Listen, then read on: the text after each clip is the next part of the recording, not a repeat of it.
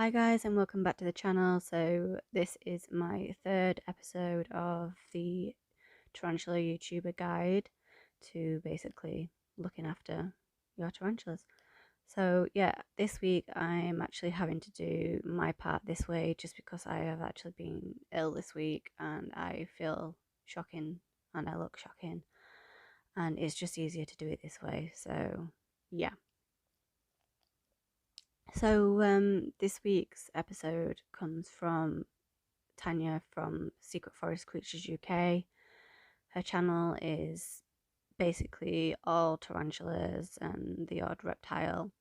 She's also a host of the Webbers live streams on a Thursday night, and she's just a great person. She has amazing knowledge on random stuff as well, not even just tarantulas. Like, she seems to be a fountain of knowledge. She has great questions on the lives, and I just love her. So yeah, thank you, Tanya, and I will leave it to you. Hi, I'm Tanya from Secret Forest Creatures UK. Massive thanks to Ebbs for letting me be a part of this brilliant new series that she's doing. It's a real honour to be part of this.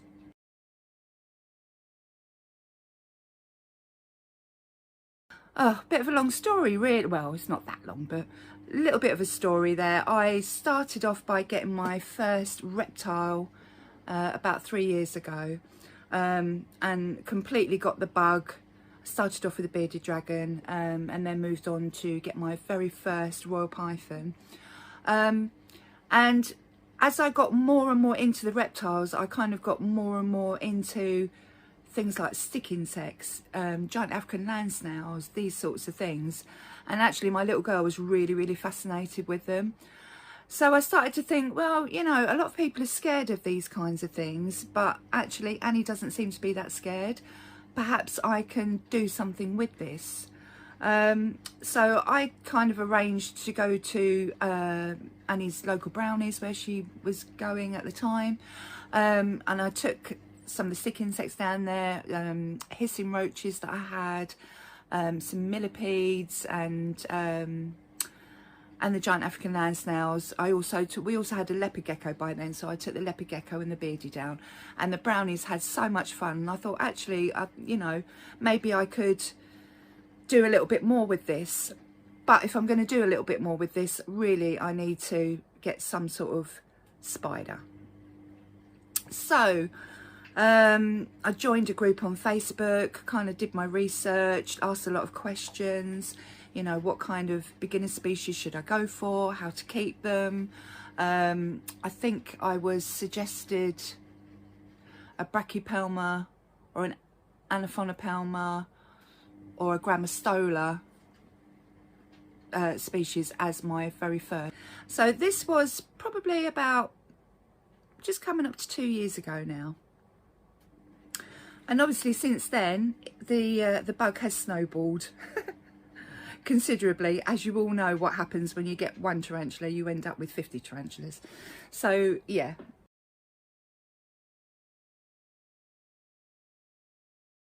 So I ended up, for my very first tarantula, I actually got two at the same time, and they were both classed as Brachypelmas at the time. They're now not, they're now Toliticatls. So I very first got the Albopilossus, and I also got a very tiny baby Vagans, which unfortunately I didn't have for more than a few weeks. Not absolutely sure if I did something wrong there. Possibly, as a complete newbie and a beginner, I may well have done. But the curly hair I still have, and is doing really well and growing, and yeah, is lovely.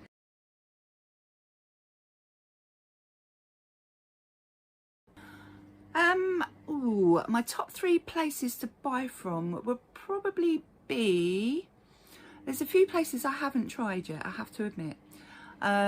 So my normal go-to places would be Portsmouth Tarantulas, the Spider Shop, and probably So Many Legs. I have also had tarantulas from Unseen Universe, and another couple of companies. So yeah, and there's a few companies, new companies, that I quite like to try out as well.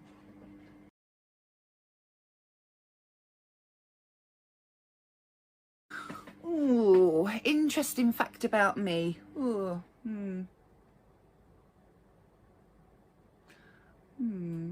what's interesting about me?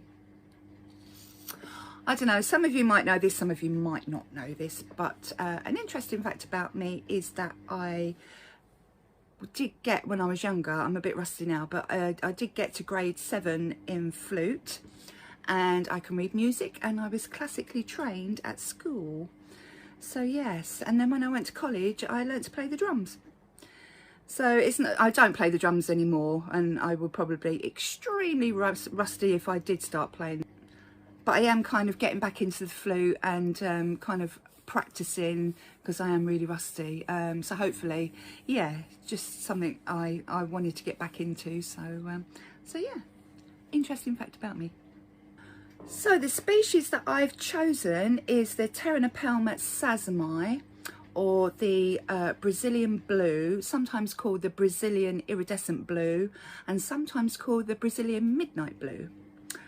And sometimes called, actually, Sazimai's tarantula. So yeah, lots of different common names there, but the scientific name is Pterinopelma Sazimai. And the reason I chose this tarantula is it was my very first blue tarantula. It's a funny thing. Really and truly, I bought it, and I haven't been in the hobby that long, and I kind of bought it and then kind of thought, ugh. Having read up a few stories about them being the temperament, you know, not being quite as calm as some of the new worlds that I already had. But having had it from a tiny baby, I mean, I've had no problems with it at all. In fact, most of the time that I've had it, I haven't seen it, I have to admit. They do like to burrow, but when they come out, my God, it was one of those things where the last time I saw it, it was a little brown sling. The next time I saw it and it came out, it was a beautiful bright blue juvie. It just had a molt, and it was just stunning, absolutely stunning. And now it's one of those things where I wait with bated breath for it to come out again, because it's just beautiful. And as it's getting older, I am seeing it a little bit more, and it has got a good appetite. So yeah, I can't wait to see what it's like as an adult.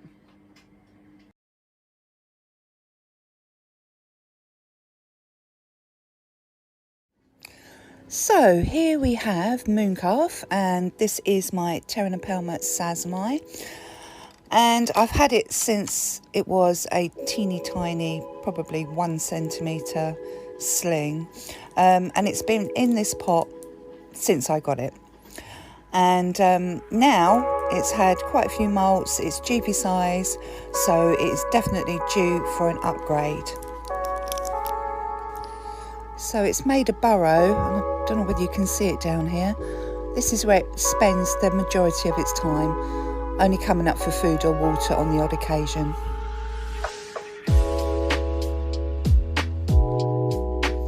So this is the new enclosure that I'm going to put Mooncalf in. It's just a small critter keeper for now, because it's only a juvie. So as you can see, I've got quite a lot of deep substrate at one end. It's not quite so deep at the other end. And I've got a hide there as well, so if it wants to dig right down and burrow and feel safe, then it's got plenty of substrate to do that. And as you can see, I've got a nice big piece of cork bark here with some sphagnum moss to keep some humidity in. It's a nice big area. It can dig down deep if it wants to. So yeah, hopefully it'll make a new burrow in there. What else have we got in here? We've also got some decorations, some stones. The flowers are for me. And a little Spyro.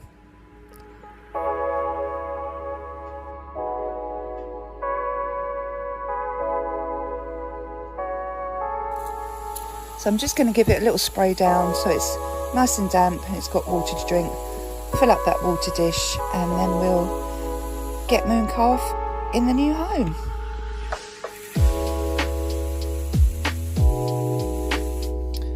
So while we're rehousing and getting Mooncalf out and into the new enclosure, I'll tell you a few facts about the Pterinopelma Sazimai. So the species was named after Dr. Ivan Sazimai, the Brazilian zoologist, who was the very first one to discover the species in 1971. It's a New World terrestrial species, but it's more an intermediate level, just due to its temperament really. It can be a bit skittish and a little bit more defensive than some other New Worlds. This species has a medium growth rate and can grow up to about 16 centimetres diagonal leg span when they're full grown.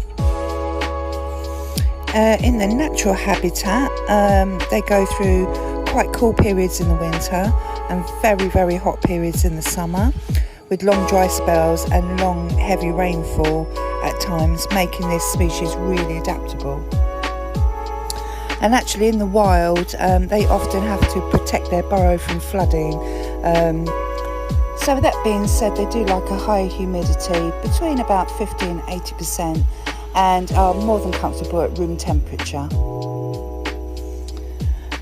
As I said before, they do like to dig a really nice deep burrow, so they do need plenty of substrate, and they can be quite reclusive. I mean, I don't see mine very often at all, and it's been like that since I got it really. Maybe I'll see it as it grows older a bit more. And unfortunately, in their area of Brazil, they are now endangered in the wild due to deforestation, wildfires and farming, but also being smuggled out of the country repeatedly. So captive bred is definitely the way to go.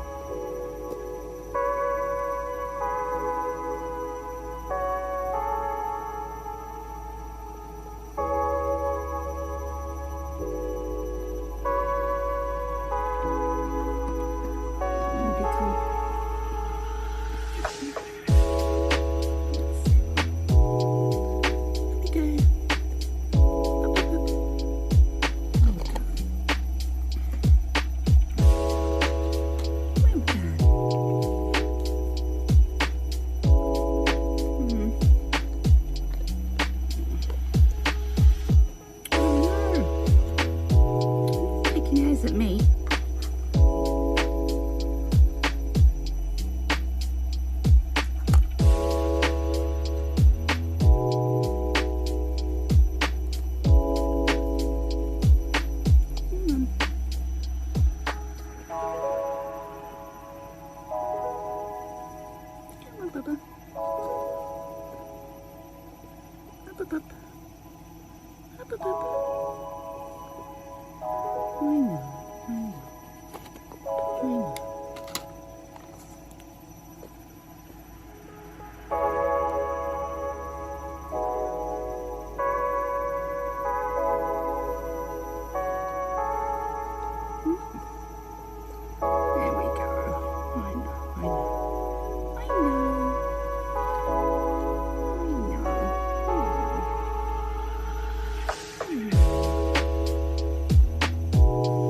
So their main form of defence is their urticating hairs, which they flick at their enemies or predators. They can be extremely itchy and irritating, even if they just get on your skin. But if you get them in your eyes or down your throat, it can be a nightmare. So you always have to be a little bit careful, a little bit wary about that.